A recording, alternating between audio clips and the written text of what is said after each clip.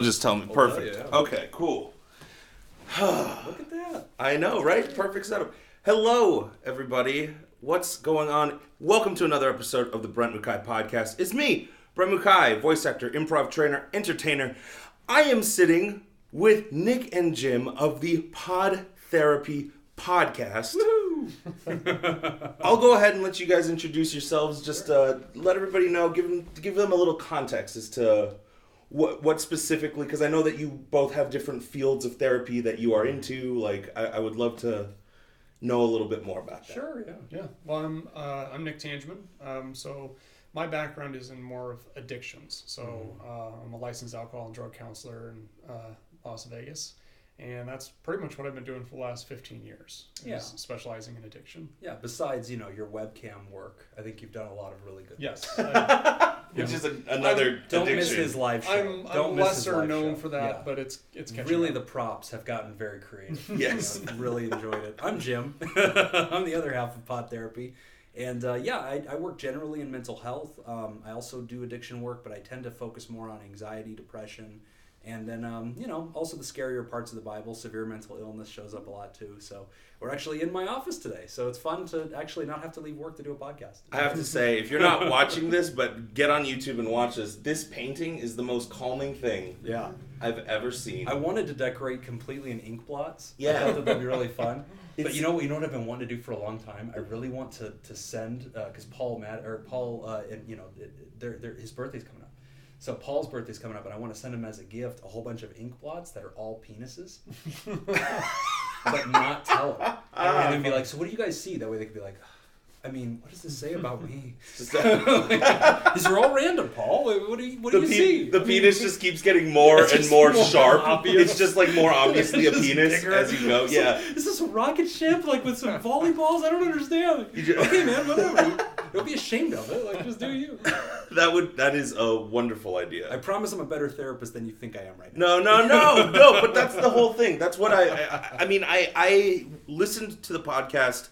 And my favorite thing is that you guys are able to joke around. You're able to be casual. Right. And you break down psychology for the everyman. Mm-hmm. Like, it's refreshing. That's the goal. Our whole purpose behind starting Pod Therapy was to remove the stigma and kind of remove some of that scariness about therapy to make it more accessible and to make people more comfortable with seeking out help. So, we try to kind of show our human side a little bit. Yeah, I think but that's part of the thing that we thought in the beginning when we were creating the idea of the show.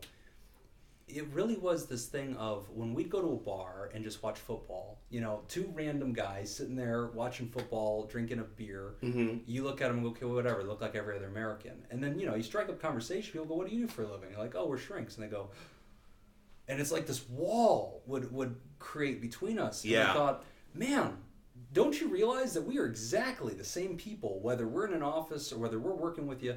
It's very approachable. Most therapists are very natural humans, and that was one of the things we wanted to break down, is we realized if we could just talk to the audience and do that feedback, they would kind of go, okay, I've met a therapist now.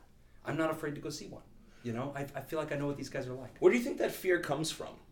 I think, in my opinion, it'd be interesting what you think.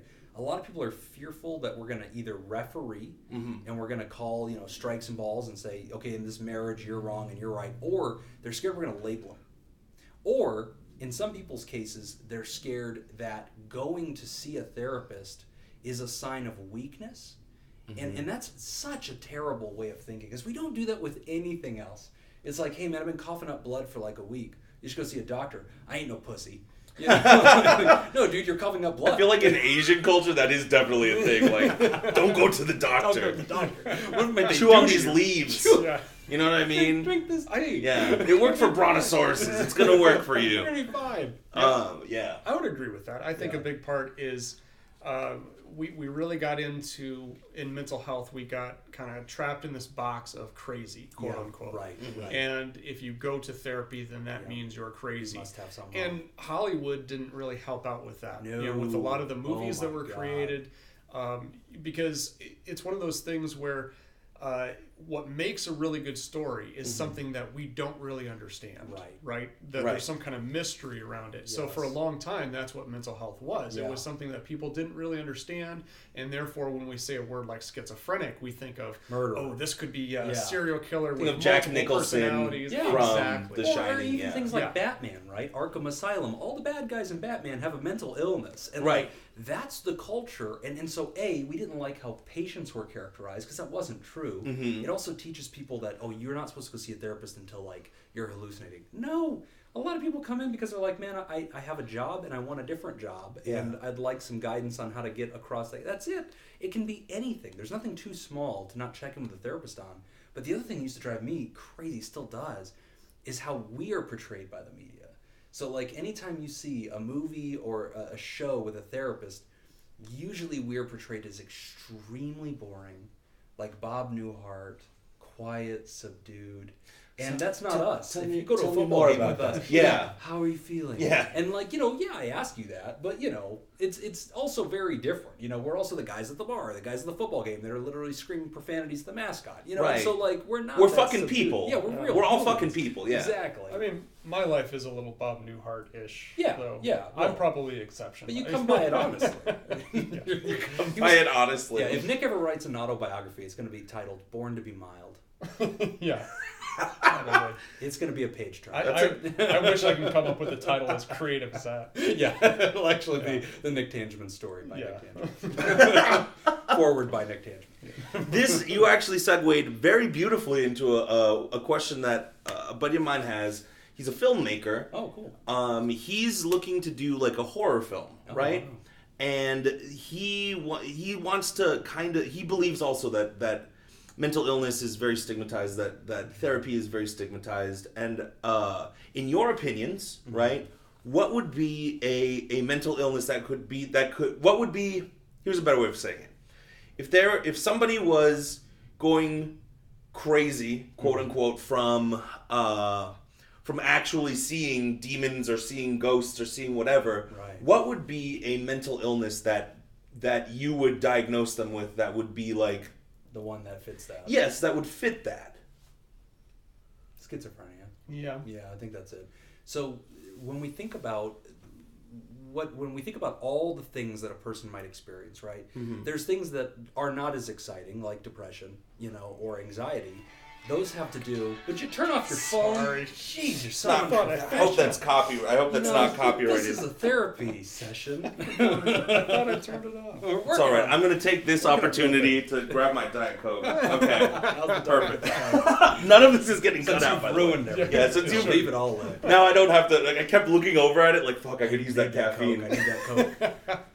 So Yeah. there's the mild, boring stuff like anxiety, depression, or just relationship challenges. Then you get to what we usually classify as severe mental illness or serious mental illness. Mm-hmm. And usually that's going to have a couple of pieces to it. So there's one thing called a delusion. A delusion is whenever you're wrongly interpreting how things are. So it's not that you're hallucinating Oprah Winfrey on TV. She is on TV. It's that you kind of think she's talking to you. She's kind of sending you a wink through the TV and you're like, Oprah, stop. You're embarrassing me. Yeah. Okay, that's a delusion. She doesn't know you, man. Like, it's okay. Hallucination is whenever you see things that are not there or you hear things that are not there. So in that filmmaker's case, schizophrenia sort of has both, where you're going to have delusional views, you're usually going to have paranoia, you're going to think things are trying to talk to you, the stars are sending you signals, there's a message in the radio just for you, they're out to get you, tinfoil hat, and also you're vulnerable to hallucinations. Usually audio, they hear voices that are not there, Mm-hmm. and then sometimes visual. And we've actually had a patient that actually did see demons crawling out of her face when she'd look in the mirror. It's pretty gruesome stuff. Do people? Is this something that would develop later on? Is schizophrenia something that could hit at any point, or is it something that kind of onset usually around the early 20s? Early 20s. Wow. Earlier for women than men. Yeah, or no, later. It's later for women than men. So for women, we can see it onset typically to mid to late 20s. For men, it's usually going to be early 20s. Is there a trigger? Would there be a triggering type of... Trauma, I think, is probably part of it. We still don't know. Yeah. No, I mean, Freud was studying schizophrenia. Okay. And that Freud, wasn't that long ago. So not that long. A couple of weeks. Freud originally postulated that schizophrenia was due to the mother. He believed that the way you interacted with your mother, and if she sent you mixed signals of approval and disapproval, that would cause a break in your mind, and that's why it's called schizophrenia, which is German for ripped apart. And so he's wrong, by the way. Moms are okay.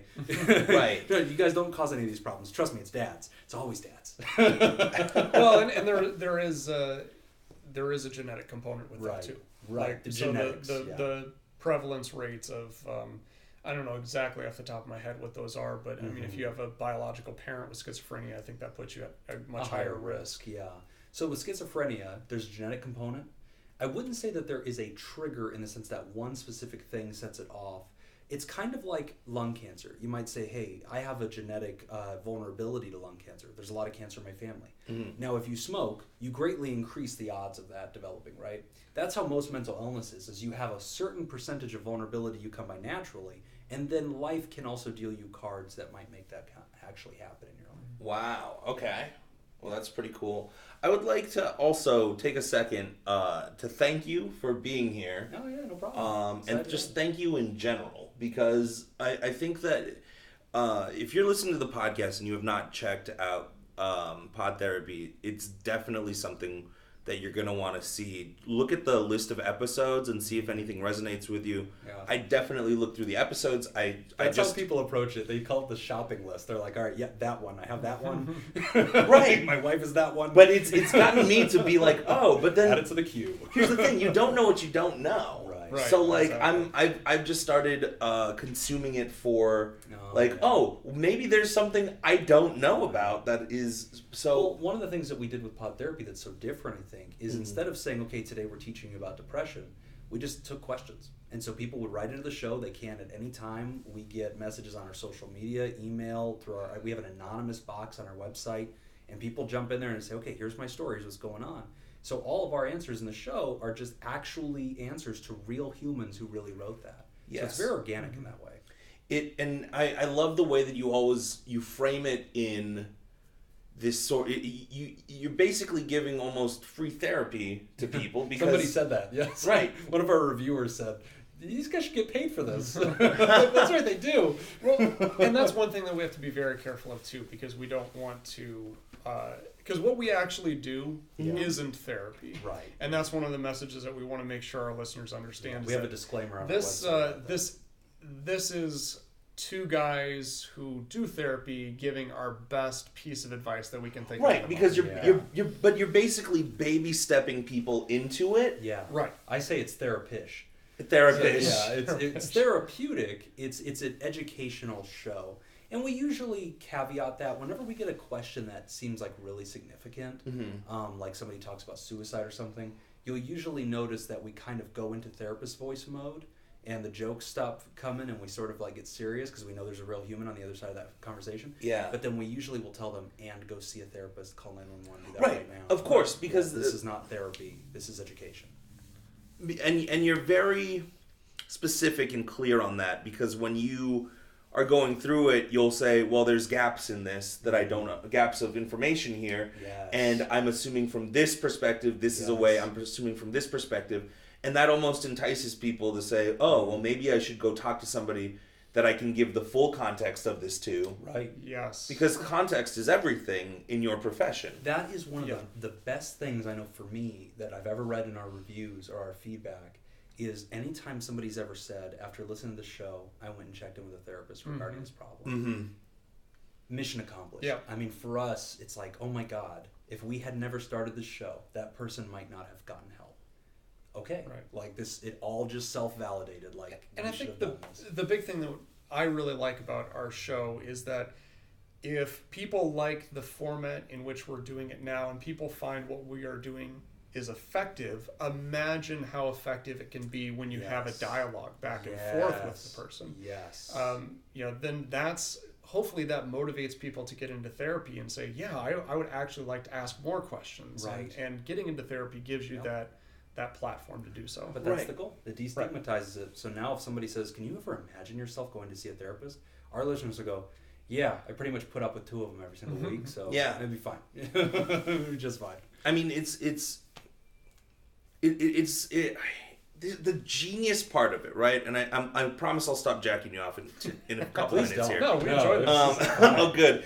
Yeah, I'm sorry I wore pants. It's the it's a model that really fucking works. Like, just from a sales point of view, right? You don't give someone the whole product. You give them a teasing of the product, and then but that's for sales. They can go get the real thing. You know? Right, exactly. But the genius part of what you're doing is you are coming from it from a real, I want to help people, and you literally can't give them the full service until they actually come in or they go to find someone else. Like, they can't. Right. It's not possible through our medium. Right. And we're constantly pushing them through that door and saying, go to that office, go make that appointment. Do you guys do Skype sessions? With our patients? Yeah. Yeah, we do in real life. But obviously we don't do it with the listeners. We'll do like live interaction shows, and something we want to develop for our Patreons is kind of group discussions.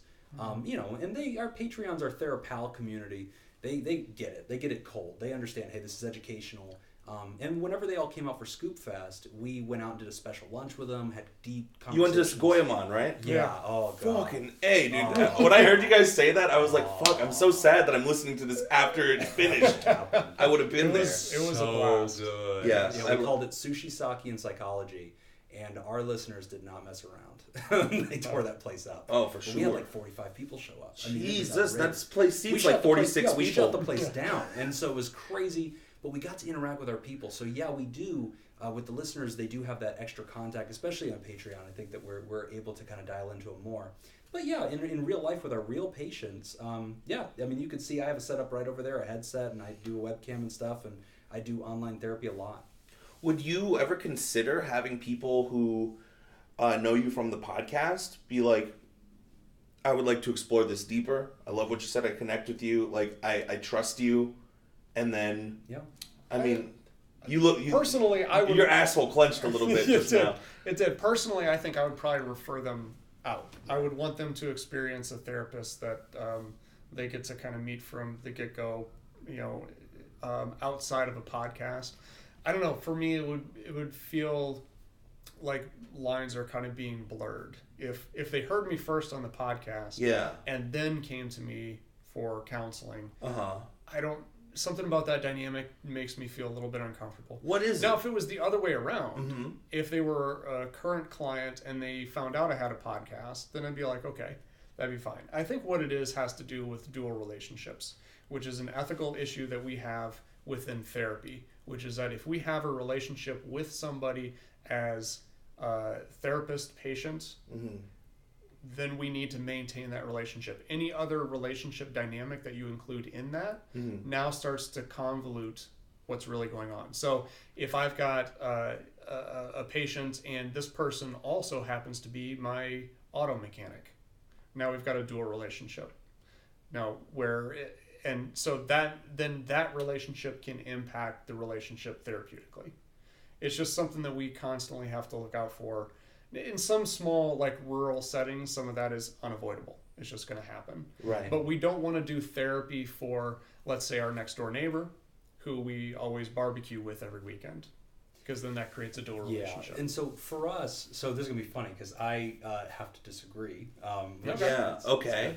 So to avoid dual relationship, I just have sex with all my clients. Okay. It's a requirement. I have a very similar approach. Yeah, that way nobody's I have zero clients. What? Yeah. That's 100%. Everybody gets treated the same. So no, but I mean, in my world, because I'm in private practice, I have to be kind of available, right? So what's happened for me is a lot of the patients I was already seeing found the podcast. Right. And so I had to make peace with, like, okay, I can't stop you from listening. Right, and that's unavoidable. Right. Like, if that happens, then you still have an obligation. I still treat them, right? But the reverse has happened too, where somebody will book me and I don't know how they find me. Oh, you know, and so they'll book me and I'll say, okay, great, here's this person. And then when they come in, they say, hi, I'm here because I am actually a big listener, and here's the thing. I consider myself part of this like the TheraPal Alliance or whatever. So I like you already. I feel like I already know your tone and I already know how you think. Yeah.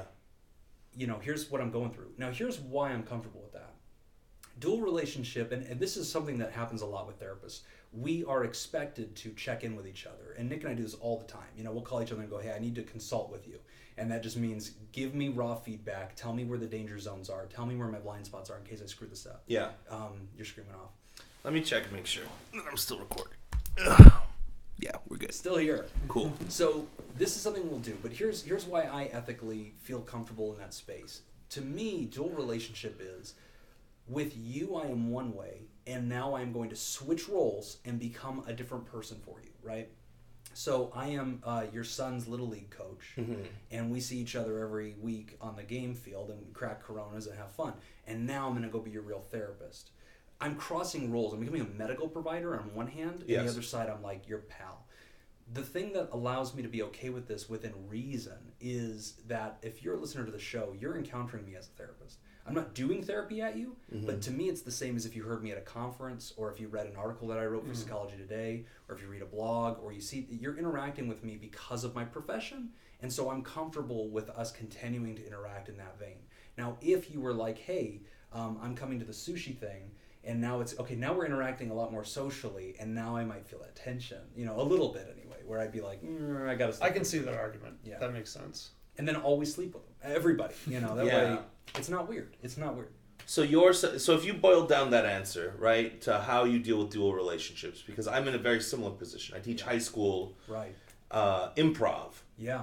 And then they want to pal around. And you're like, right.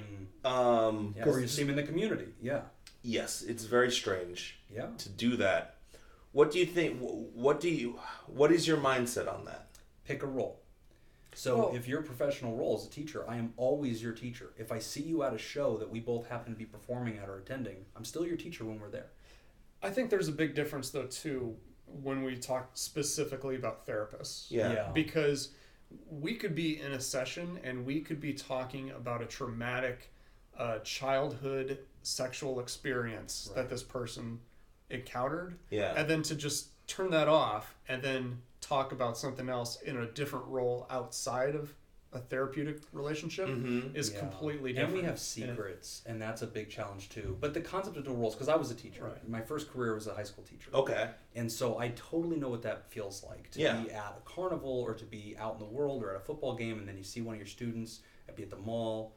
And that's very normal. And so my guidance on that, just to toss out an idea, is to always stay in your person. So just like in character work, you stay in your character, for the rest of the scene or whatever it is you're doing. That's a role that you play. It is a persona. I am your teacher, and I understand my ethics as your teacher. That never gets lost. That I'm always in that vein. So if you're like, hey, I see you at a party and I'm 18 and, you're can we pal around? Can I have a beer with you? I'm not available for that. I'm just not.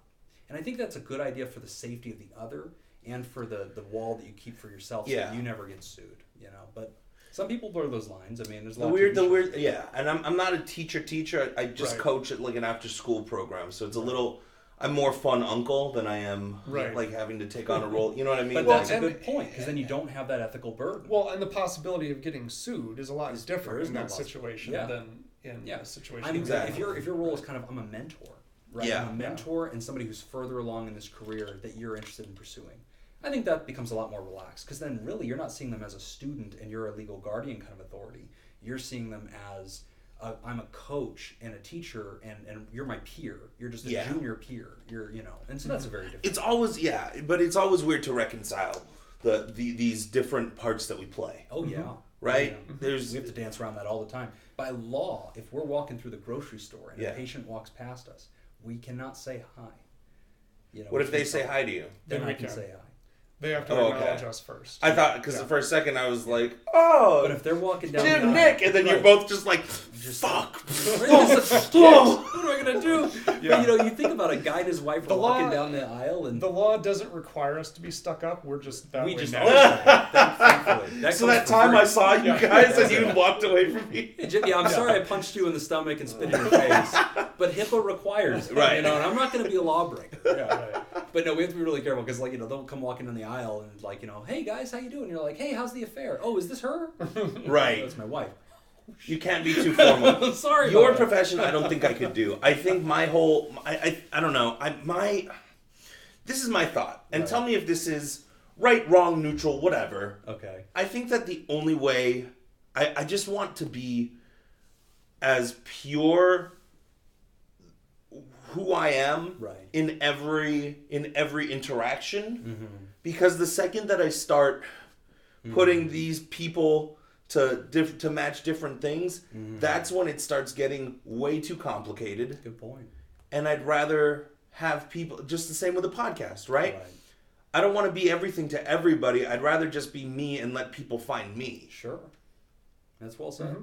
Well, and so in that sense, you may struggle doing this job, but in a lot of other ways, I think you would be very good at it. I think you would, yeah. I think The best Really? therapists I are do. genuine. I do, because your last episode, I think it was 20, when you were talking about what you went through auditioning for that role as a kid. Yeah. There was a genuineness in that kind of almost brought tears to my eyes. Right. It was very authentic.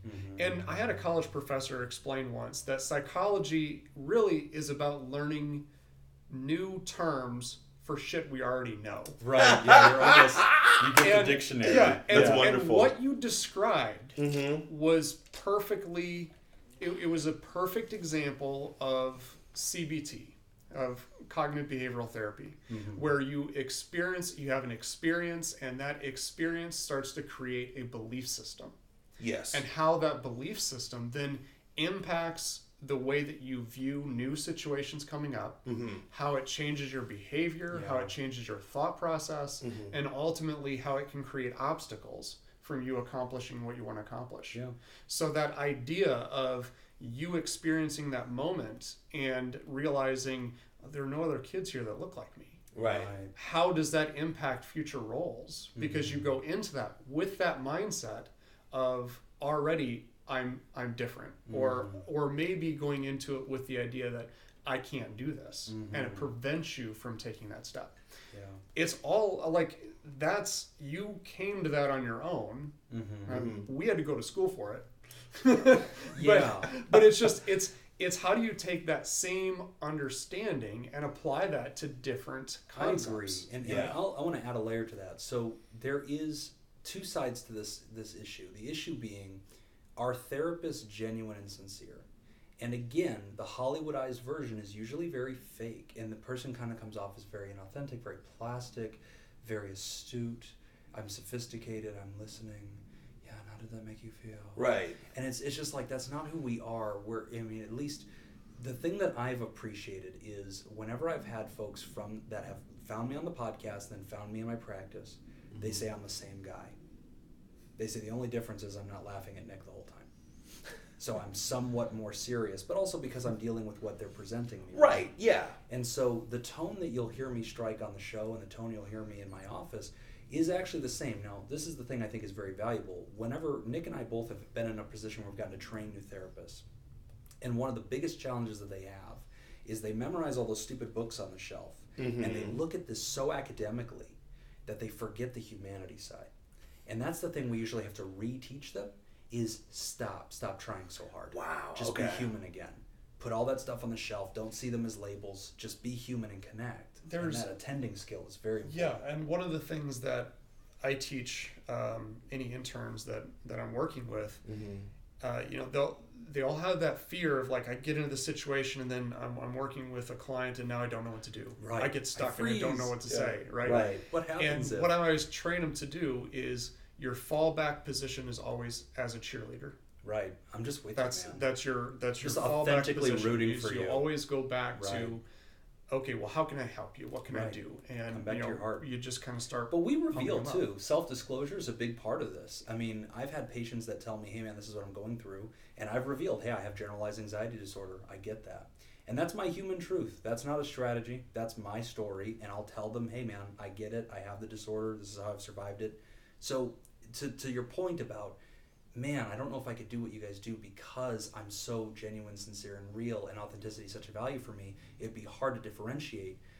I want to believe that we are both a professional, useful medical person and also authentically real. And I think that we found a way to bring those two together, which was hard, but I think we've done That's fucking insane. That's insane. No, because okay. So I'm gonna say some stuff here. Do it. Drop It's it like been it's on my hot. mind. Okay. And I would love your thoughts on this. Right? I was sitting down with a friend of mine. She's an editor. Her friend's a physicist. We sat down. Wow. The three of us just are fucking talking. Yeah. And my friend, the physicist, says, "Do you know what the difference is between man and animals?" And it's the one big difference, right, is that man created tools. Man can create tools. Animals can use tools, but man creates tools. And to me, that was the most, where my brain goes with that, right? Because I teach improv, I teach all this other stuff. I'm fascinated by the relationship between right brain, left brain, right? Right brain creativity, left brain practical, logical. Logic, yeah. Right. And creating a tool is the most combination of right and left brain thing to me, because you have to creatively do something and think of how to do this before it's there. Right. Call it into existence. But you have to logically approach Engineer it to fucking do it and make sure that it works. Wow. So it's like this. That's so deep. yeah, and what you just described, right? I'm starting to see how it all fits together. Is right brain thinking, right? Of I'm a human being. Right. This is coming from just a human space, versus the logic and the books and all of that shit. And it's about well said. Coming to a middle ground of those two things. God, that's profound. That's really profound. Right. And I think a lot of that too is being able to create boundaries. I mean, because we will have sessions with people and we're empathetic, and we feel a lot of the things that these individuals come to our office. Yeah. But we have to be able to turn it off. Right. You know, because we're doing session after session after session of meeting with all these people. We have to have that ability, and I think that's kind of the left side part of the brain. Being able to that logic stop to the emotion. to stop it, to cut it off. But also so then when we go happen. home, we can be ourselves, and we can kind of check out, and we can leave this at the office, go home, be our normal selves. Right. Therapists who don't develop the ability to do that don't last in the field for very long. They burn out. And you know, this comes back to something you just said, Brent, which I really, really like. That combination of left brain, right brain. I believe that the process of therapy, when a patient comes in and they engage in this entire journey that we call therapy and therapeutic interventions, it really is fusing those two things. Because on one hand, we're going to create a new version of the self. And there's the work you do is so engaging. It's not like, hey, let me take your blood and let's look at it and, okay, take this pill. What we do is life-changing engagement, right? And so it's these thought exercises and it's this journey that you're doing. It's very soulful, very introspective, very Socratic, and yet it is evidence-based. We've run this in the lab to find out, did it help real people? And is there justification that we're seeing under a microscope that this gets results? And so it really is science and art fused together to address the whole human. And it is a profound thing. I mean, this is the kind of stuff I got so high on that I was like, man, this has to be my profession, because it just, every single session is its own unique thing, man. And it blends together science and art so profoundly. I can't think of any other form of medical practice that does. I read this recently in doing a little bit of research, because I'm going deeper a little bit into the corporate training and the improv training that I do. Great. Yeah. Just to give you a little context, what I do is I basically go into organizations, whether it's MGM or Metro Police or, you know, even the Jabberwockies, right? Sure, yeah. And I'm basically going in to play improv games with them, but then to glean from that practical self-awareness for them to take away for themselves. Yeah. And the three types of empathy, right? I stumbled upon this idea of the three types of empathy, which is cognitive, emotional, and compassionate. Okay. Right? And from my understanding, cognitive comes from just, I'm hearing what you're saying, which is what you described. You have to have the ability. Right. Finishing your sentence, I logically get it. That's right. Cognitive. Which you have to be able to turn on that side of the brain and turn off the emotional side when you are a therapist. Yeah. Because I don't want my therapist crying. You know what I mean? Like, Right, which I've done. like that. I've had those sessions where they're like handing me the box tissues, like, Right, no, but that's the honesty. Yeah. I just need a minute, but you said it was a lot. Like, I've had that. Emotional, which is, you know, I'm Right. emotionally feeling and there's strengths and weaknesses to both of those things. Right. But compassion is a blend of the two. Yeah. And to me, that's, again, it keeps recurring as I'm going through it now, that it's like, it's right and it's left. And it's about being able to find the balance between those two ideas that are that's almost breaking down everything, right? Because if I'm teaching corporate people, I am showing them right brain, emotional empathy, because their brains are going to, you know, if it's Cisco, their brains are going to, okay, I can solve this problem. Right. Let's logically break it down when sometimes people need emotion. I love it. But what's really cool about that too, what I like about what you're doing in that scenario, it's not that you're showing up and saying, today I'm going to present a PowerPoint that's going to teach you something that you'll walk away with. There's an educational component to this. But the thing you're really going to get is when you do the activity. And that's the thing. I don't know what you're going to discover, right? Let's do it together. And it's that sense of mutual creativity where together we're going to construct and learn from something, and this is just going to happen. And we're going to find out what's inside. Yes. And that is so wild. And that's the high that I think you get as an improv actor specifically that isn't available in other kinds of forms of art, that therapists, I think, resonate with, is that mutual discovery that we're doing this. I have the books that tell me how to do the activity we're going to do. Yeah. But they don't tell me what's coming out the other side. It just tells me how to cast the spell. And that's what's powerful. So there are activities in the world of therapy. Oh, yeah. Where can I find this information? Oh, yeah. I'm literally going to look up. I so want, like, He's pulling out the phone now. I try to take from every philosophy from everywhere. So what does that look like? Sure. Where are... Here. You Oh, even better. Yeah, you can have whatever you want over here. So I'll narrate. So Jim went to the bookshelf. He's coming back. Oh, thank you so much. We're back. Groups, a counseling specialty. Samuel L. Gladding. So one of the things we have to train him, whether you're working with individuals or working with groups, there might be an appendix at the front that says something about interventions.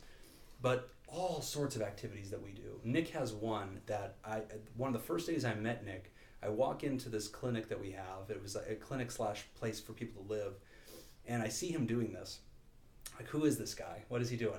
It's your ball game, your juggling game. Tell him juggling? Yeah, which is this. You wouldn't think that this is therapy. You walk in, you're like, what the hell's this guy doing? Yeah. You know, like he's completely naked, howling at the sun. Wow. Wasn't naked. But he's like science. It's Okay. He wasn't naked at all. Not physically Let naked. me tell you Mentally naked. how this actually happened. A lot of his stuff happens in the nude. So this group juggling activity, basically I've got a bunch of those like Nerf balls, like they're small little basketballs, and we'll stand in a circle.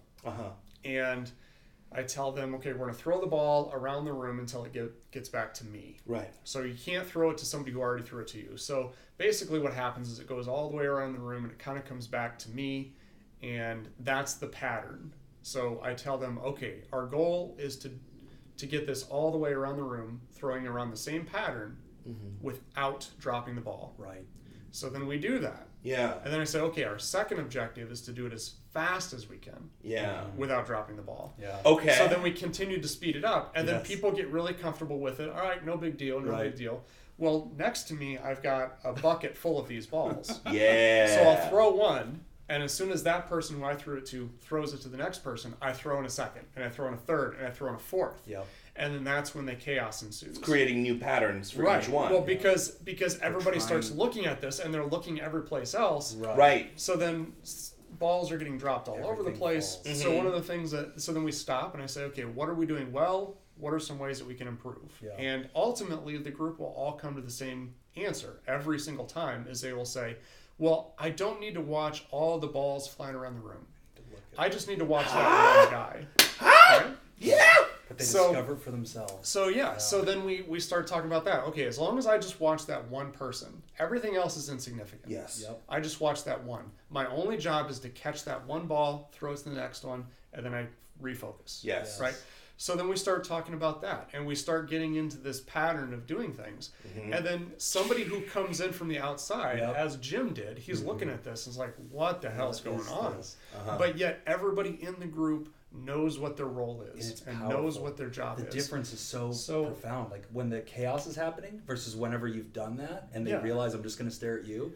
So a lot like of things, the balls are just flying. Yeah, everybody's catching it. Ultimately, really what the group ends up learning and how we translate this to life is we spend way too much time focusing on stuff that's completely outside of our control. Yes. Right. And it doesn't matter how many balls are in the air. It doesn't matter how many people are in the circle, because your job never changes. Right. I catch this one and then I throw Keep it simple. Yep. So then what I would do is then I would change it up, and as they start going really fast, I had this inflatable fish. It was like a squeeze toy. Yeah. It's like, about a foot long.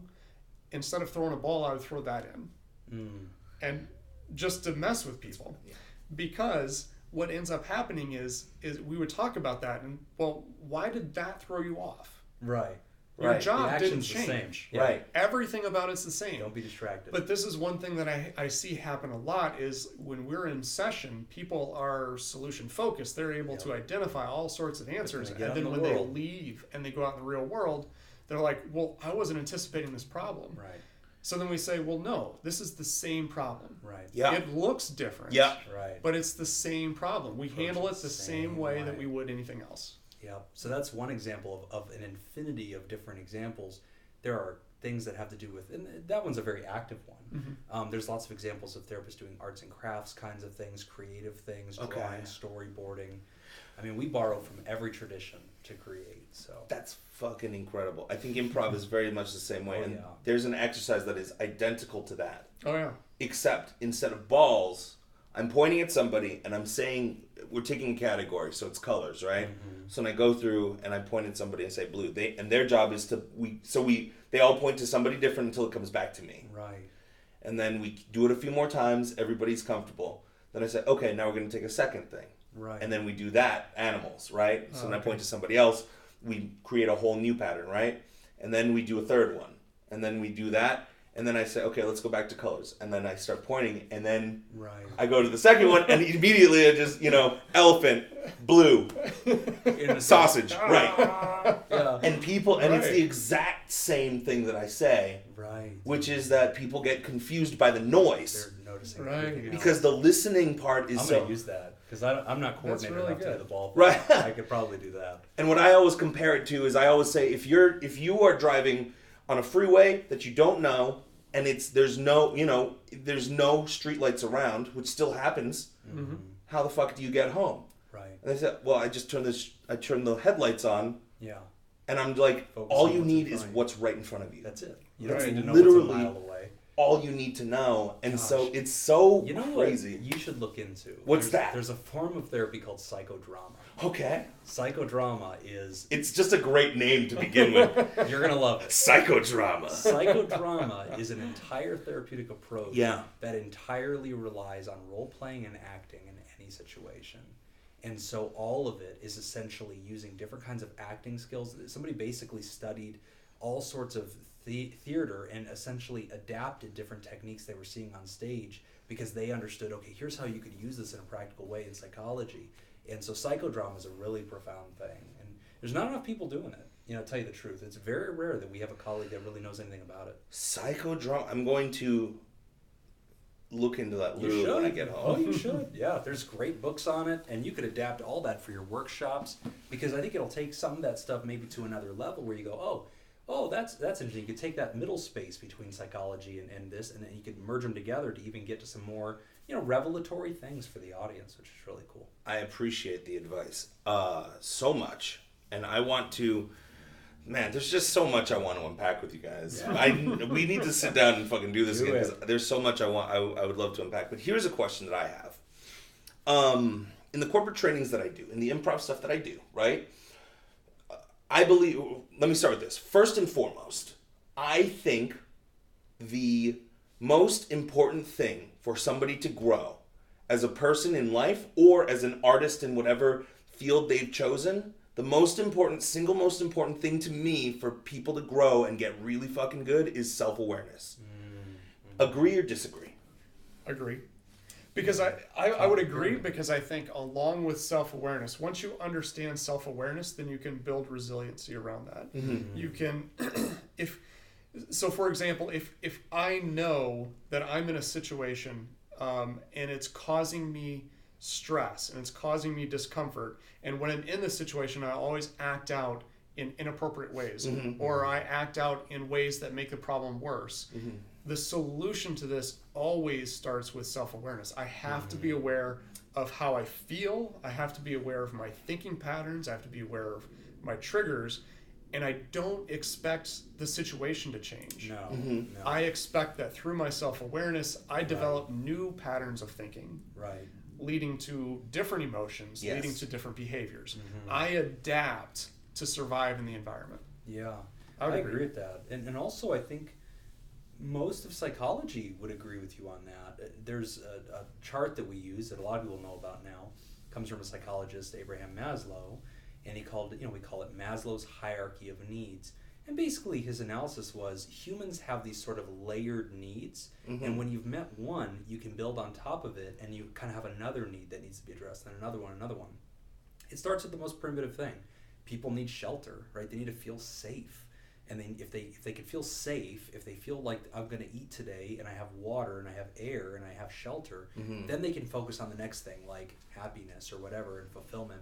At the very top of his ladder, the very peak, is self-actualization. Okay. And it's exactly what we were talking about. Self-awareness is the goal.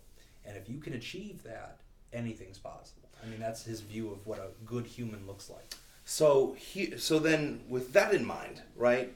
The goal of my trainings so far, right? And I teach voice acting as well from a very improvised standpoint, so people can and I do improv sessions relating it all to voiceover. Basically, I take whatever the thing I'm trying to teach is, I ask people what skills they're trying to do, give me some context on it, so I can relate the things and draw the conclusions and kind of do that stuff. My question is this. I'm at the point now where I feel extremely comfortable playing the right types of games, where people gain a self-awareness about themselves that I can point at somebody and say, listen, a lot of times the reason why these things start happening is because of X, Y, or Z. So you can re-examine that about yourself. But that's where the buck stops, is at the self-awareness part. What, in your opinion, then, is the next step beyond getting people to self-awareness? Just right off the top of my head, Uh-huh. I'm thinking teaching people to have confidence that discomfort isn't going to kill you. Yeah. This is one thing that I work a lot with my clients on, is we get into these comfort zones. Right. We feel comfortable doing this thing, so then we stay in that box. And we avoid going out because we don't have the confidence that we can become uncomfortable and survive it. But to be able to get into that headspace where I know I can go into this, I can allow myself to be uncomfortable, but I have confidence in myself that I'm going to be able to pull myself through it.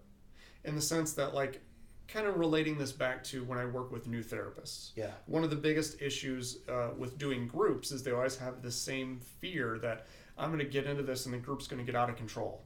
And I have to prevent it from getting out of control.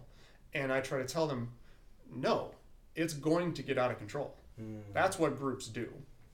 You have to be able to have confidence in your abilities that once it gets out of control and you start feeling uncomfortable, to be able to embrace the discomfort and know that you can ring it back in, that you can have, that you've got the skills that you can implement and you can adapt. So I don't know if that translates into improv, because I'm thinking one of the first things that you said is I feel comfortable playing these certain games, you know. So then being able to get out of that and realize that, okay, I'm going into this game, I have no idea what I'm doing, I feel really uncomfortable and really out of place, but I'm gonna be okay. Something good comes out of it. Right. Yeah, to that same point, I think when I hear you saying, okay, so generating self-awareness, once we've gotten some of that, how do we now mobilize that into action, or how do we get them to have a takeaway from it? And I guess I'm always interested whenever we have self-awareness that happens spontaneously in this kind of laboratory setting of the improv workshop. The questions that I would want to ask the participants are, now that you know this about yourself, do you see this show up anywhere else in your life? Ah! Right. Yes. So what did you notice? Okay. Well, I noticed that in this improv game, I was very passive, and I was always hoping that everybody was approving of my work here, and you know, I wasn't being bold or whatever. Okay, now that you've gotten that, do you do that in other places of your life? Yeah, I guess I do it in the workplace. Were you aware that you do that? No, but now like I'm noticing it. Yeah. Okay, if you could try something different in this workshop, can we explore a different version of you? Can we let something out to play that maybe is not natural to you?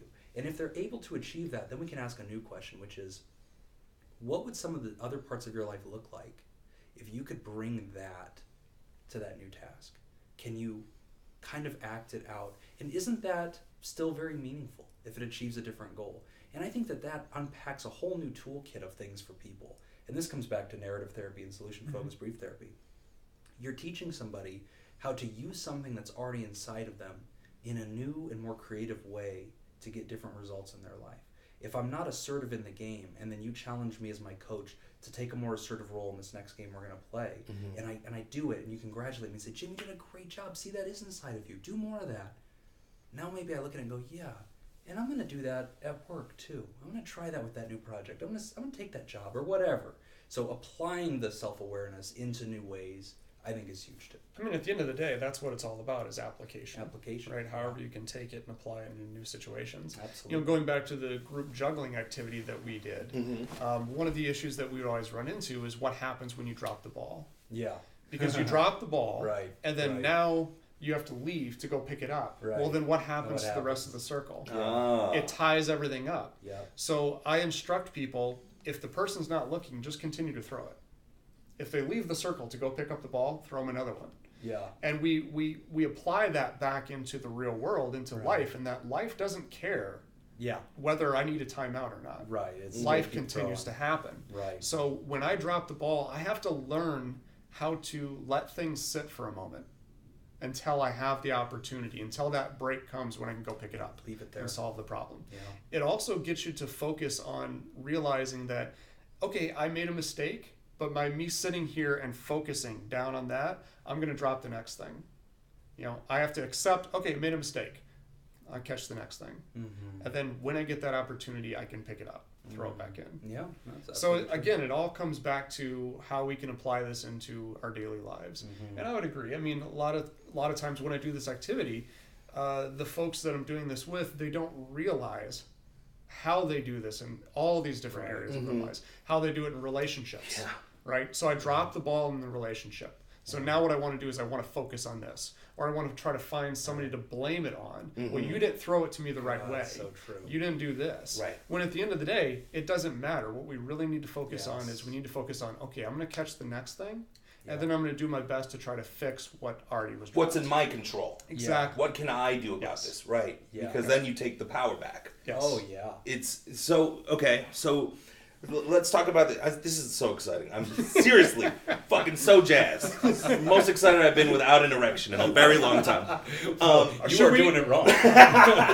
Should we be offended that you don't have an This is a free podcast, people. Okay. Here is my idea, and I would love a suggestion of how to make this thought process better. Right. Mm-hmm. When I'm teaching voice acting, when I'm teaching improv, when I'm teaching any of these things, right? Somebody might have an issue, a very glaring issue. Mm-hmm. Let me contextualize it so we have something to talk about. In voiceover, very common problem is that people are reading the words and they don't. It's just reading words, right? And my diagnosis a lot of times is that we skate over words because we don't. We start devaluing words because we're talking all the time. We get to a certain age and then we're just like, I understand the human language. These words just mean words. But then I have to be like, no. There are certain words that are more important, and you need to have like this ebb and flow and paint a picture and story tell this thing, right? So what I do to combat this, and what I've found to work, is to literally break it down to its basest elements. And I say, we're going to break down this script right now. And I want you to tell me what the important words are. And not just because you think they're important, what backs it up with what message you're trying to convey to the story, right? And it's commercial stuff, so it's shorter. It's short enough where we can do this, but it takes 10, 15 minutes to really do. And so they'll say, I think this word's important, and I'll say, why? Why? Yeah. And then they'll say, well, because of this. And I'll say, okay, perfect, cool, I agree with you. This next one, what's important? And then they'll say this. And sometimes I agree, sometimes I disagree. If I disagree really strongly, right, then I'll be like, I think that here's the thing that you could think about, blah, blah, blah. So I think that the key to teaching anybody anything is breaking it down into its smallest components, right? Which in this case is people are seeing the whole paragraph and looking at it like it's an already made building, but I need them to take it brick by brick. Right. And see how each brick made this building. Yeah. How can I improve this? Is there something I can do to improve this approach? Because basically across the board, this is how I've found I teach people and I help people start to realize things. And then they'll go slow at first, where they really have to break it down. But then eventually, as it goes on, they start developing instincts. Yeah. How do I teach people to develop instincts? Is there a better way? Is there something you would suggest? Because you're teaching people to have instincts to, if I have the self-awareness to know I react this way, my instinct should be to react this way, right? Is there a better way that I'm not seeing to do this? For an instinct, I think it's ironic, right? Because a lot of what we do is getting people to question their instinct, because a lot of times their instinct is what the problem is. Obviously, we're talking about two different things. No. I'm talking about changing their instinct. Right. How do you change their automatic reaction? Right, and that's kind of where I'm thinking. In my world, I don't necessarily refer to it as instinct, but I would say like perception or their automatic thought. Okay. Right? Yes. Right. So when something happens, to tie it back to therapy, the example I love using in groups is I say, okay, in a group of people, I will say, here's our situation. You send out a text message to your significant other. It's now been 2.5 hours, and this person hasn't texted you back. Yeah. How do you feel? And we always start with an emotion first, because the emotion tells us a little bit about what their automatic thought was.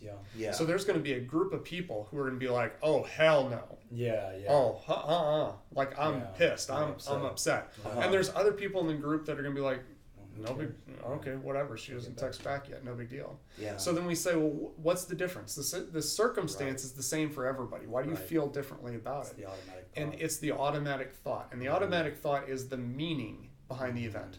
Because at the end of the day, the event is not as important as what the event means to us. Right. So the meaning is what drives our emotions and our behaviors. Yeah. So what we want to do is we want to get to a point with self-awareness that we start questioning some of that. Yes. This event makes me feel a certain way. Why?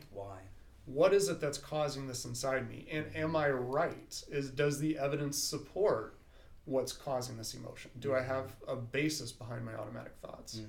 So I don't know if that really ties in. No, I think it is. I think it's one half of the answer. So to me, when I hear that question of how do you change somebody's instincts, essentially what we're doing as therapists, a majority of the time, is we're professional behavior changers. Okay, so humans come in and behave one way, and our job is to basically re-engineer them with their permission to change everything about them, right? And I think that what Nick's talking about right now, that's the demolishing part of reconstruction. Questioning why that's built the way it is, why your instinct is this, and getting you to observe it and be willing to start piecing it apart. So that's the deconstruction. And then the construction part, I think, comes from replacing that with new ideas, exposing them to new ideas, and routine, drilling it until it's second nature. Well, and I would even go so far as to say that some of those aren't even going to be able to be replaced. True. We all view the world through a filter. Yeah. And my goal for my clients isn't to remove the filter. Yes. My goal is to get them to understand that there is a filter there. See it. So if I have a client, let's say, who grew up in a really rough environment and never had a positive interaction with police officers, Right. I don't expect that they're all of a sudden just going to change their perspective. Right. Everything that happens is going to go through that filter of their own personal experiences. Right. Right. My goal is just to get them to understand that they have a filter. Just Right. to the mind-blowing experience that people can go through by just realizing, oh, I see it this way, but that may be because of this. Yeah. There could be an alternate way of looking at that. Mm-hmm. Once you've gotten to that, I think that is success. Now we're starting to question that. Yeah. And we can start seeing things as a greater picture instead of just one little piece. Right. It's like there's this other thing called Gestalt therapy, which basically the idea behind this is that the whole is greater than the sum of all its parts. Yeah. Okay. So it's hard to explain, but basically, if this coffee table here, if we look at each individual tiny little piece, we get an understanding of the piece, but it's not really until the pieces are all together that we understand the utility of the whole. Right. Right.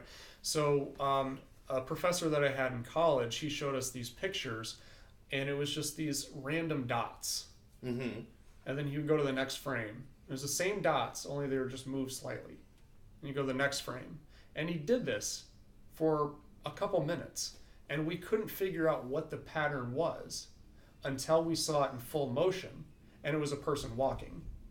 It was like those dots are corresponding different parts of the body. Oh, wow. But when we see the whole thing, then we understand, we get it. But if you just look at frame by frame by frame, we're still not seeing the connectedness because the missing component is the whole. I don't know if that makes any sense. That makes a lot of sense. I think the exact opposite though is true especially in the world of voiceover, because I think people will hear commercials. We hear commercials, right? Right. I see what the whole of a commercial is like. But if somebody doesn't understand how to break that down and what's going into that, then they have no hope of building a similar thing from their own perspective. So you're looking at it kind of from the perspective of like how a mechanic may look at a car or an engine. Right. We all know what a car is. We understand Right. what it is, but we need to be able to piece it apart so that we can rebuild it in another Yes, way. if I want to build a car, right, I need to know the pieces of the car. But also what you're Yeah, describing, absolutely. I think some of what he's describing is mastery. And I think that's what makes somebody a master of their craft, is they can tell you at the atomic scale how we build this. Yes. And the other person is just wowed and goes, wow, how did you write this symphony? One note at a time, and I thought them through carefully. Right. And there's a lot of them. Right. And every one of them has a purpose to create the larger whole. And so that, to me, is the best analogy for what you're describing in voiceover work. I think to the uninitiated, they can look at what you do and say, yeah, he's just really good at it. Okay. Yes. Yeah. That's he just woke up one day and he could do it. Right. No, that's not the case. He is meticulously considering every piece of emphasis, the story he's telling with his tone, and he has rehearsed how he's going to say that word. right. And that does have... Then it sews together into a symphony. And then I've developed instincts that allow me to look at something very quickly and really understand very quickly how to do it. And to most people, it's like a superhuman feat. But I'm like, no. If you look at this and you train yourself. We can always train somebody to do it. Well, and I think, I definitely see corollaries with therapy in that sense, because if I'm working with somebody, I have in my head what I'm trying to get at, but if I'm working with Jim, I may phrase that question differently than if I'm working with Brent or if I'm working with somebody else, because I understand kind of that person. And sometimes changing one word can completely change the response that I get. But to also your point, I do believe that this is true in psychology. I do believe there is such thing as a natural. So I think that there are some people that at their craft, they are a natural. And there's other folks that have learned it, right? And so I don't necessarily take away from the achievement of either person. I think they both had to work hard for it. But for some people, they had a natural ability to do it. And you might have a natural ear for it, and you walk into it, just like there's some people that we can put them in front of a piano, they've never touched it in their life. they see the music. Talent definitely plays a role. Yeah. The biggest thing, right, is that the original artistic endeavor that I had chosen, right? I have a whole bunch of other perspective on a lot of other things. Mm-hmm. And so when I got there, I was like, "Oh, this makes sense to me." Right. And I don't think it was to other people they're like, "Oh, he just walked up and did that." But to me it was like, "No, I came from a lot of other thought processes that then I internalized." Right. But the trap is that I love teaching. Right. I love teaching as much as I love doing. And so for me, it's consistently a battle to remember the pieces of how to build it. Because if I'm just building it myself, I'm a terrible teacher because I can just... Yeah. But to me, to be a teacher, I think if you're too talented... You are at an inherent disadvantage if you're talented at what you do because you don't have the empathy to understand that other people don't just naturally get it. You didn't have to build one. Mm-hmm. You kind of just pulled this from within yourself and you can play by ear. So it's the difference between learning how to read music and play it versus somebody who can play by ear. And if you ask somebody who plays by ear to teach you a song, they'll go, "Yeah, just do this." No. And you're like, "No, but I don't know how to make a piano do that." Like, right. How do you not know Also, that? you just gave me the Batman theme song. So. Yeah. So it's harder for them, I think. That's cool. I have just a couple more things.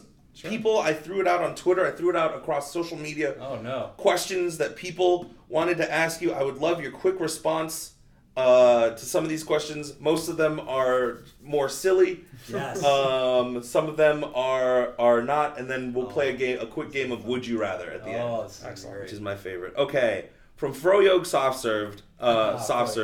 Ask Nick how serious he is about fighting Jim over the theme song. There are some battles that I think you just have to give up. Yeah! I think... you don't like the theme song? I don't. I freestyle rap to it every time it fucking comes on. It's amazing. I love it. He gets it. He gets it. When we picked that song, I was thinking one day people will freestyle to this. So that was it. So we're gonna have you on our show at some point. Yes. When we do, anytime, I anticipate spitting rhymes the whole time. I will spit freestyles over it. The thing on loop. Will you send me the music so that I can write a song to it? Yes. I'll write you guys a song. I'll just write a freestyle for it. Absolutely. Yeah. No, I don't really care for it, but I've given up. I think it's made peace. But you know what? Funny little side point. Now that Jacob is our audio guy, he now has voted. I guess. So Jacob's the only guy that can hit play on it, so it's gonna stay. But no, it's funny because when we created the podcast, I think every podcast kind of has a role model of where you kind of see your show from. Yeah. Our role model kind of was the show called Car Talk. That was on Love those guys. Yes. I don't know anything about cars, but I like that show. And it's because they knew what they were doing. They were very good at what they do. But they're self-denigrating. They joke all the time. And my favorite way they end the show was, "Well, you've done it again. You wasted another perfectly good hour listening to two dummies." And that became our tone, was like, hey, these guys are so approachable. They're talking about something that intimidates a lot of people. Yeah. And they're so easy to get along with. And we wanted to be that. But their show starts with like this twangy, sort of approachable, folksy thing. And I was like, dude, I want that sound. Like, I want this folksy, like... These guys are not intimidating. I actually like the song. I had no issue with the song. It was until it showed up on Facebook. Until it showed up on Facebook. Yeah, then he was pissed. Now I want to it showed up in like a kid's commercial because it's like public domain. Okay. And then he was like, no. So, gotcha. Okay. Sorry, Froyo, not this time. Yuli Dig asks, ask Jim what he was thinking. That is the $1 million question. I was thinking about Nick. I walk away every podcast asking the same question. What were you thinking, Jim? I was thinking about Nick. Thank you. That's all I think about. You heard it here, Yuli Dig. Are your legs tired? This is from Scoopstronaut. Hey! What's something that each of you do when you're feeling down? Okay, that's a great question. I always force myself to do something that I know is going to pick up my spirits, and it's usually stuff that I don't want to do at the time. Like, for me, playing guitar or playing piano, if I'm able to do that. Going hiking, I love going out to Red Rock. But when I'm feeling down, like those are the last things I really want to do. So it's a bit of an effort to force myself into that. But usually 5-10 minutes into it, I'm feeling a lot better. Isn't that the truth? The medicine we need to take is usually the hardest one to go down. Yes. Yeah. I eat. Yeah, same. I'm working on that. Dude, same. What the fuck do I do? I'm just like, Carl's Jr.'s right there. So. Yeah. I tend to eat and put on a podcast and just sit in my car and just like munch, and that's what I tend to do. So, not as exciting as Nick's answer, I'm afraid. Nor as healthy, you son of a bitch. Right. Which is why you look the way you do. Yeah, And why I look the way I do. Okay. From Nerdy Diva Nikki, question for the upcoming podcast. What's the best way to be there for a friend with depression without being nosy or coming across as overly concerned? Like, how do you know when it's appropriate to just ask if they've been okay lately, etc.? I think it's always appropriate to ask that. I think if they're your friend, you're allowed to come to them and just say, hey, I may be wrong, but you seem low or you seem down. I just want you to know I'm here if you want to talk about it. And if not, that's okay. I'm still here. So you leave it right there and you avoid being overly concerned. Be available. I think but the mistake people make is being afraid to ask. I think so too. Most people would prefer you do. And don't take their first no as the true answer, right? Because most people will be too polite, right? They'll go, I'm fine. And Nick and I have had those moments where I've been like anxious or down, and he'll be like, is everything okay? And I'll go, yeah, I'm fine. And then he'll like step into my office and close the door behind him. And then I'll go, is everything really okay? And I'll go, no. Right. So I think, don't be afraid to be nosy. I think a lot of people are afraid to ask because they say to themselves, but what if they say yes? I don't right? If something's right. wrong. Well, not even that I don't want to hear it, but they're afraid of getting themselves into a situation that they can't help. Yeah, like, I think that's probably the biggest thing that I've noticed. Yeah, but ask. I think, yeah. Be available at least. Just ask and let people know you're available. Yeah. Be and available. I would give the same advice to the layperson as I do to therapists, which is your fallback position is always as a cheerleader. I'm still here for you. I'm rooting Fallback for you. as a cheerleader is phenomenal. Because it's true. You authentically want other people to succeed, so just root for them. That's cool. Thank you. Great question. From Thomas Bailey. Can you ask them if they'll do a calendar with inspirational quotes? Dude, whoever this is, they're reading my mind. Have I said this? Have I said this on the podcast? So I have been plotting, and I haven't pitched it to Nick yet, but I thought it'd be hilarious, like as a holiday gift for the Patreons, for us to shoot 12 shots of a calendar. Just stupid pictures, like that don't make any sense, and then just have absolutely out of context motivational quotes. Like almost those unmotivational mugs that you have that are like the Titanic. It's like sometimes your life is just to be an example of what not to do for others. I just think it'd be hilarious if we shot this whole like 12 shots in the world doing just dumb things, and then there you go. And it's our motivational calendar. I love it. I like that better than doing, I thought you were going to say like a fireman's. Oh, that's what it is. Like shirts off. Sorry, I didn't get that in there. That's exactly what I'm talking about. I want all the pictures to be at the Erotic Heritage Museum. I think it'll be hilarious. Perfect. Yeah. Rob Brown asks, ask them about my women and soup theory, which is this. He said he finds a correlation between women liking soup enough. There's a correlation between women and soup. Okay. Enough to a point that he says, dude, So like I'm the getting some from attractiveness of a soup. woman? Yes. Oh, No. into Like she how? is. Yeah. If you know how to make a soup, a good soup. Oh, that you will. Oh. So if I'm making a good soup, So if I'm his making soup anything, game, his soup game is strong. He's a chef. Ah. He was telling me, I'm gonna teach you how to make soup, dude. If you can make a good soup, that's what the ladies fall for. Well, I got my wife with some Campbell's chicken noodle. So what does that say about her? I think that says more about Campbell's. Yeah. When you've got it right, can it and sell Can it and sell it. Can't make it any better than this. Double noodle, double nookie. I'm not going to rule that out. I don't have enough data to support that. Not But, enough data. Okay. I'm going to take a strong yes. You know what? I'm going to go with a solid You yes. think women like soup? Yes. It's gonna help. Oh, yeah, God. my girlfriend loves soup, but Listen, I never make it. If you're a single guy right now, and Yeah. you're thinking, man, where can I pick up a good girl? Go down to Panera Bread. Yeah. You meet a girl over a cup of soup, that's going to work. I'm just saying it. That's I gotta gonna buy work. her the soup though, don't I? No, that's the trick, okay? You take it. You take the soup. I take the soup from her. You steal that soup. Also, can I say on last week's episode when you Walk guys up were with a spoon and just go, I knew it as soon as I saw your eyes. What This chicken noodles, damn good chicken noodle. This is some good. Yeah. This is some good cream of mushroom here. Good old soup from 1942, cream of mushroom. Last week your guys' statistics from The dating the show. dating sites. Yeah. I literally, before you even started, I was like, I already know the what answer. race is for males is the least attractive. I was like, it's gonna be Asian, and I know it. And I've then you said it, accepted and I was this. like, "Oh Jesus, great!" But also, don't forget the data that men get 3% more desire Attracted. every year. Which is wonderful. Hang in there, baby. Just hang in there. If you Let want the some calendar good happen. advice and just feel better about yourself, Yeah. go listen to that fucking podcast. Or if you want to be angry at us. 'cause that Pod happened therapy, too. yeah, right. A lot of It was a people were very, pissed. it was a very polarizing, It was a polarizing episode. one. Yeah, but I think you know what though, like weirdly, like K-pop and like anime and like these Korean dramas and Japanese dramas are like rising in popularity. Oh, yeah. Yeah. On Netflix and shit. I think in like 10 years, I'm gonna be a hot commodity. You keep I it think going. you're right. You keep it going. I'm telling you, the media kind of dictates a lot of that shit. Yeah. Right. Yeah. It is. Absolutely. Well, also, I saw this commercial the other day where somebody referred to an Asian woman as exotic. And she was like, there are 3 billion of us. She was like, statistically, you're exotic. Yeah. And Yeah. like this other guy was like, yeah, she's right. So I think it's a supply and demand thing. That's the deal. There's too many Asians on Earth. Well, there's not a lot in Las Vegas, and I'm still Right. finding it hard. That's true. That's true. It's a No, I'm just joking. But weirdly, the last 3 girls I dated all were into Korean dramas. Just gotta find So find I'm your like, audience, man. I'm That's like, the thing. oh wow, like this is coming up Yeah. here. Find the audience. Sam Motley says, "Tell them thank you for everything they are doing. They have helped me a bunch." Thanks, Oh, Sam. well, that's awesome. Thank you, Doing Sam. it. Keep doing what you're doing. Yeah. Also, that wasn't a question, so fuck you. Learn how grammar works. Elizabeth at Elizabeth Storm asks, Oh, Liz Storm. "Yes. She wrote us a review. Oh, that's wonderful. Yeah. How do I stop feeling sad for no reason?"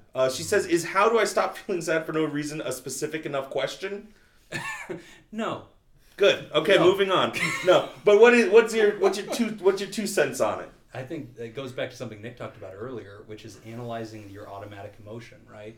So if we're feeling that, it feels like it's for no reason. Yes. But if you track your day, which is why we like people to diary and talk a little bit, if you track your day, you'll find usually more often than not something triggered you, and it might have been another emotion that sort of led to that. But because it's not external, people think it happened for no reason. But sometimes you have thinking patterns that lead you to sadness. A lot of times it's comparative. And go back and listen to the live episode we did at Scoop Fest, Fest, because yeah. I talked about the CBT triangle, Yes. which is finding the connection between emotions, behaviors, and thoughts. Yeah. And just being able to target one of those and try to make a small change in one of those areas and how it affects the other 2. Right. Good question, though. Okay, that's a right wonderful into our show, because that might be a long one. We might need We to could do a whole We episode need to on do that. 15 minutes on that. Yeah. Yes, pod therapy, everybody. My friend Jonathan Murray asks, "What are their licenses, and what populations do those licenses allow them to work with? What do they specialize in? What are their limitations due to their licensing?" Well, mine, I've got a master's degree in social work, but I actually let that, the actual license for that, I let that expire because I wasn't really using it. I'm a licensed alcohol and drug counselor. I've maintained that license, but currently I actually don't do any clinical work anymore. I now work for... He's the sheriff. Now he Yeah. watches over idiots like me to make sure we're not killing people. Well, Which is technically, good. I'm glad you're work, there. It's I work great. for a training and technical assistance agency, so I work with other providers and do trainings. Yeah, I have a license to kill that was given to me by the Queen of England. Wonderful. I'm not allowed to talk about it. but You and Sir Patrick, yes. I'm just saying if I do it, people go, was that Jim? Oh, Jim did it? All right. That's fine. Let's put the body away. I'm allowed to blow things up in speed. No, I have a mental health license, which is a licensed clinical professional counselor, and then also an addictions license, which in Nevada we call licensed clinical alcohol and drug counselor, pretty much the same thing as Nick. Nick's actually a level above me because he's actually a supervisor, so he has the ability to knight other people. Oh, wow. And give them a license. I do not. So people, suck up to him a lot more than me. But yeah, that's my background, I guess. So I have a master's in marriage and family therapy, and I wanted to become a marriage and family therapist originally. And I still do work with couples and families a lot, but then ended up pivoting more into just general mental health because I liked the one-on-one. So there aren't really any limitations to your licensing. It's pretty nuanced if you want to know how the sausage is made. Neither of us is allowed to provide what's called a psychological evaluation, which only a clinical psychologist can do in Nevada. Okay. But those are very rare. The only times you'd want those is to check for autism or something to that effect. Right. We won't do that. But treatment, we can do just about everything. Well, You can. I mean, because I don't have my social work license, He focuses because on I only do addictions. addictions, Yeah. That's the population I'm only going to work with. Yeah. If it's just And strictly co-occurring though, because Well, if so it's- much is co-occurring. right, yeah. Which if means it's, mental health plus addiction. if it's strictly a mental health issue, then I'm going to refer out just because I don't maintain that license. Yeah. Wonderful. Okay. Good question. Yeah, he's getting the licensing and all that stuff Oh, right now, cool. so he's in the middle of that. Oh, great. Okay, now let's play a quick game of Would You Rather. Yes. Let's do it. So, would you rather have a rewind button for your life or a pause button for your life? Jim, let's start with you. Pause.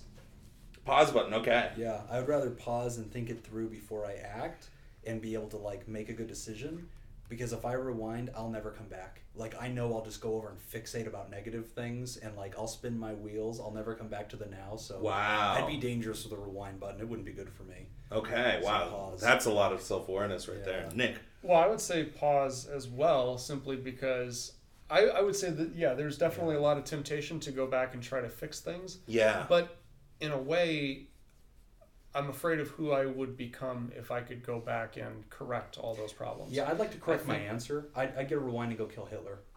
That's how, yeah. I should have said that. How rewinding did I feel you like get? we had Yeah. the chance. That's the question. The one chance people dream about, and we just blew and it. you just Yeah. blew it. Wasted it selfishly on a pause button. We could have Yes. killed Hitler. Yeah. This Would You Rather is sponsored by Genies, so you You're could have taking made that a notes? reality. All right, yeah. that was your chance. That was it. My answer is rewind. I'd go back in time and Kill be Hitler. the no, much more selfish. I'd rather just. I think you can just rewind back into your own life Oh, and just be the most talented 3-year-old and be like, like just start from there. Every allowance I'd be investing in Google. Right? Yes. Betting on the Giants in Yeah. any Oh, of the man. Super Yeah, Bowls. that's right. Okay, would you rather be able to see someone's future or erase particular memories in someone else's mind? Oh, Nick, let's start with you. I know my answer. Oh, man, that's I a know. tough one. I have thought about this. I think I would, but see, my instinct is to go see someone's future, but then I'm worried if I try to manipulate that, is the future I'm creating any better? But I would stick with future. I don't think. I don't, Hopefully, I don't as know a if I can- therapist, that answer is yes. It would be Yeah. a better future. I would hope so Yeah. too. No. Well, I mean, over the long game, You could Right. change percentages it. wise, yeah. I would erase somebody's memories. That is something that I have looked into extensively because there's some interesting new chemical research about, prescriptions and things. Man, if we ever find a way to do what they did in that movie Paycheck, where Ben Affleck's mind can be erased and you can selectively choose memories to delete, we would change the world. Like Eternal Sunshine of the Spotless Mind with Jim Carrey. Mhm. If you could come to my office right now and I could hook you to a machine and you could tell me, erase this trauma that happened to me, Yeah. I'd be a billionaire overnight and I would save countless lives. And why not? You don't need that memory. Now, right now, our only option is to use it for post-traumatic growth. But man, if I could just hit delete and change people, it would just be amazing. As a I tool. get that perspective, but Yeah. I think the next step beyond that is people start abusing it. Oh, yeah. And then people don't want to feel pain anymore. Oh, yeah. Yes. No, I'm not saying it's going to be good for humanity. You're just saying you'll make $1 billion. Yeah. Billionaire. Yeah, overnight. I would rather see the future, and I'd go talk to all of the athletes and figure out who's going to win the Super Bowl. Oh, yeah. And then make some Yeah, money that way. that's it. Always goes back to who's winning the Super What's the Bowl. lotto numbers? That's it. Oh, Giants, you betrayed me. Okay, last question. Would you rather be stuck in Grand Theft Auto 5 or Red Dead Redemption 2? Ooh. Oh, I haven't played Red Dead Redemption 2. The question is, would you rather be an outlaw? Really, the question is, would you rather be an outlaw today Yeah. or an outlaw in the Wild video West. game world or an outlaw in the Wild West in a video game world? I think Like, which would you have more fun doing? I would go today, personally. I think. Yeah. I just. Yeah, there wasn't you could- cocaine back then, you know what I mean? And not only He's that, not but wrong. like, He's not wrong. you could die from an Dysentery, infection, yeah. from like something. Dysentery. Really... We played Oregon Trail now. I like electricity and running water. Yeah, I like the conveniences of modern life. Yeah, I'd probably go Grand Theft Auto 5, or I'd go Prototype. That would be even more fun, to be like some kind of weird cyborg. So your human answer in Would You Rather is to create a third category. being. Yeah, because the question is about, would you rather be an outlaw? You know what? I'm going to be an outlaw right now and change everything. So All right. that's my There answer. we go. All right. I would rather, I don't know. There's something just really sexy about Wild West. being in the Wild West. My question would be, would I still have to be an Asian man in the Wild West? Because I feel like that would not be as cool. No, it would That not. That would change definitely things. changes a lot. Not be the Yeah, same. I could totally be Yakuza today's world, but if I can go be like That's a what I'm white saying. man Go in do the triads, man. Like, that's Right. a huge piece of Grand Theft Auto. right now. These guys are running the show. Well, thank you guys Thank you for so having us. fucking much for your So time. much fun. I enjoyed the shit out of this. I would love to do this again at some point. So please plug anything that you have going on right now. Tell the people where they can find you on Pod Therapy or on a single basis. Yeah. All of it. Yeah, Okay. we're at Pod Therapy Guys on Twitter and Instagram. I think Okay. that's at Pod Therapy Guys. Yeah, I Pod think it Therapy is. Guys. Yeah. Podtherapy.net is our website, and podtherapyguys@gmail.com. Is our Gmail. Yep. So the trick is this: if you go to podtherapy.net, you can basically from that spot you can send us a message if you want to ask a question and have it answered. You can do it anonymously. You can find our email address if you have a longer question you want to ask. And you can also find us anywhere that you subscribe to podcasts. If you are a podcast listener, go up to that search bar, type in POD space therapy, and you'll find us. So I actually made up a rhyme for us the other day about pod therapy. My wife said that I'm not allowed to do it because All right, we'll get to that next time. On the next It's episode. based on Teen Titans. I don't know if you're a Teen Titans. Love Teen Titans. Oh my It's god. based on the Teen Titans. He doesn't get it. I'm really hoping that they're coming back. Did you As see they the- have the teased. ending? Yes. Yeah, They the ending. teased I was it. like, what? And I was like, ooh, let's Yeah. hope for it. Way to come back. Do you want to plug anything on an individualized basis, or? I plugged Nick this morning, so I think we're good. Okay, Yeah. thank goodness. I've got nothing going on. So that's- Ladies and gentlemen, Nick and Jim of Pod Therapy, if you're not fucking clapping right now at your computer screens or listening Like in a your seal. car, Good then job. what the fuck are you doing? Go listen to their podcast, Pod Therapy, across all podcasting platforms. It is seriously, it's one of the coolest, greatest things that you can do personally for your own growth Yeah. as a human being, and to feel like you're not alone in a lot of these mental issues. It's destigmatizing psychology. It's destigmatizing therapy as a whole. These gentlemen are doing good fucking work, and if you don't check it out, what the fuck are you doing? You're a bad person. You're a bad... You're not just not advocating for mental health. Shame. You're part of the problem. Shame. Ringing the bell. Right, yeah. Princess Bride and shit. Thank you so much. Thanks, Seriously, I have such gratitude for anybody listening to this. I hope that this brought you a little bit closer to your own happiness. And Nick and Jem, I'll let you have the last word here. Therapy.net. Come check us out. Thanks, guys. All right. Now I get to press pause. And we are done. Bye, everybody.